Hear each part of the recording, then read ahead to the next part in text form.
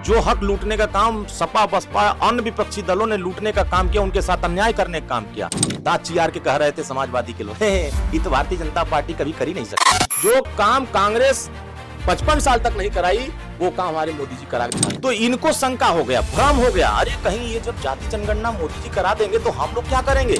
मतगणना जब हो जाती है तो जाति जनगणना जब बात आती थी तो ये लोग बहका देते थे, क्योंकि हमारे पास साहस नहीं, दम नहीं था, हम पंगु थे।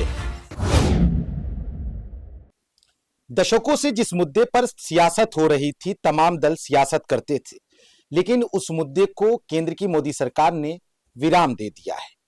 हम बात कर रहे हैं देश में जातीयगत जनगणना की, जिसको लेकर एक बड़ा फैसला केंद्र की मोदी सरकार ने लिया, लेकिन विपक्ष लगातार इसमें खुद के संघर्ष को बताने में लगा है। हमारे साथ एनडीए के सहयोगी दल और उत्तर प्रदेश में योगी सरकार में कैबिनेट मंत्री ओम प्रकाश राजभर के पुत्र और सुभाषपा के राष्ट्रीय महासचिव अरुण राजभर जी हैं।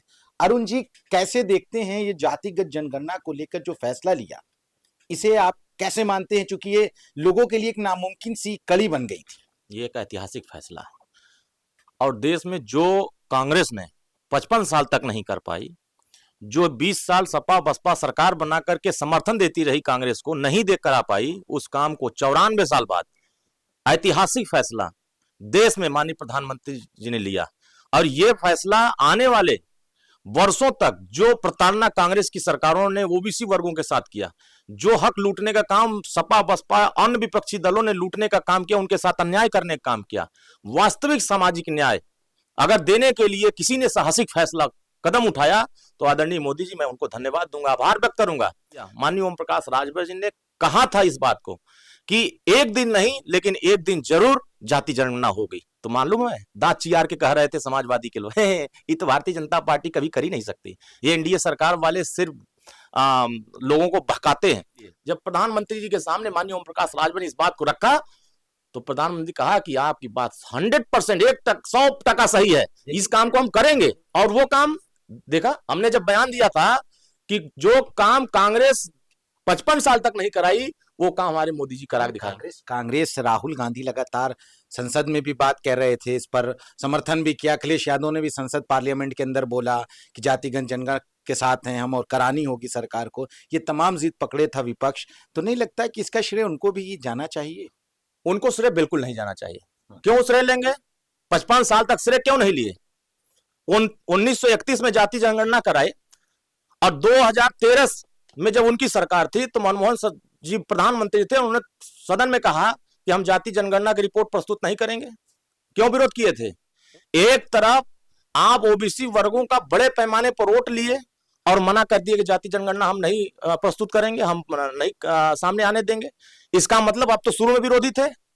कहीं से भी जाति जनगणना का जिक्र नहीं है, ना तो कांग्रेस की जुबान पर है, ना समाजवादी की जुबान में, ना किसी दल के विपक्ष संसद में बोले हैं। अरे संसद में कब बोले हैं? जब माननीय ओम प्रकाश राजभर जी, तब राजभर जी बोले हैं, लेकिन अखिलेश यादव भी पार्लियामेंट में बोले। बतिया तो सुनिए। सुहेल देव, भारतीय समाज पार्टी ने जब मजबूती से प्रधानमंत्री के सामने इसको रखा कि ये जाति जनगणना एक विषय है, उसका दूसरा पहलू समझिए।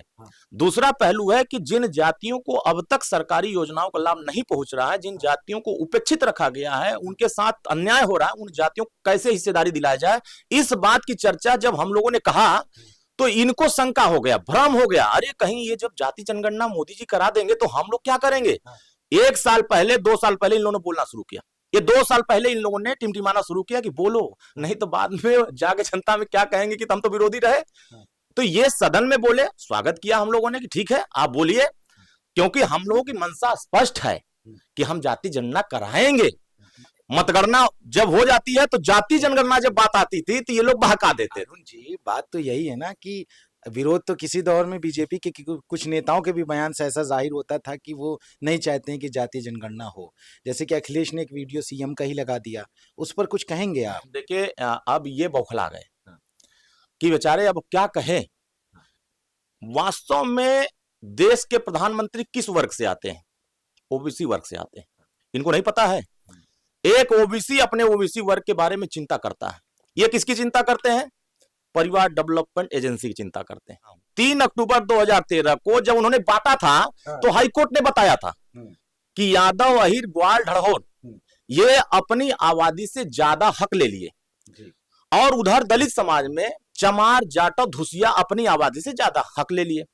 इसी बतिया को तो माननीय प्रधानमंत्री जी और माननीय मुख्यमंत्री समझाना चाह रहे थे। आपने तो बांटा था समाज को, ABCD कैटेगरी बनाया था नौकरियों में, लेकिन उसमें सबसे ज्यादा 59%, अपनी आबादी से ज्यादा 59% अकेले यादव को दिया था। इस देश में अगर देखेंगे, ओबीसी की चिंता तो सब करते हैं, सामाजिक न्याय दिलाने की बात तो सब करते हैं।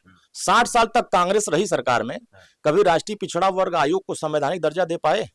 पूछिए उनसे कि जब तक हमारा वर्ग संवैधानिक दर्जा नहीं प्राप्त करेगा, तब तक वो नीट में कैसे आरक्षण पाएगा?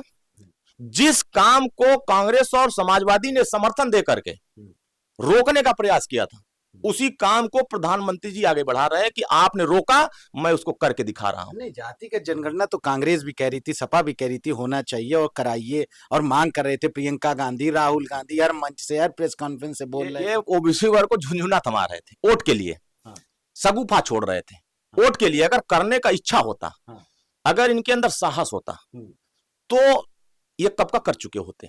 अगर नहीं कर पाए तो ये हाथ जोड़ के कहे कि मैं नहीं कर पाया क्योंकि हमारे पास साहस नहीं था, दम नहीं था, हम पंगु थे। ये गिनाते हैं, समाजवादी पार्टी बार बार आरोप लगा रही है, एक जाति एक जाति एक जाति, ये वो इनकी सरकार थी तो वही कमवा तो किए थे, इसीलिए उनके चश्मा में वही चीज दिखाई दे रहा है। और मुख्यमंत्री जी पर जो आरोप लगा रहे हैं, इनके आरोप फर्जी नहीं, आरोप है, लेकिन वो पीडीए की जीत भी तो बता रहे हैं। वो पीडीए पिछड़ा दलित अल्पसंख्यकों की बात करते हैं और आप सबका साथ सबके विकास की बात करते हवा हैं। निकल गई उनकी। हवा जो है, ये सोच रहे थे कि हम जाति जनगणना बोल देंगे तो हमारी हवा बन जाएगी, हवा निकल गई। क्योंकि आपको अवसर दिया था प्रदेश की जनता ने, आपको अवसर दिया था देश में समर्थन देकर कांग्रेस को सरकार चलाने के लिए, लेकिन आप नहीं करवा पाए। अब ये मान लिए हैं वो लोग कि हम लोगों ने नहीं करा पाए, हम ओबीसी वर्ग के हित में नहीं कुछ कर पाए।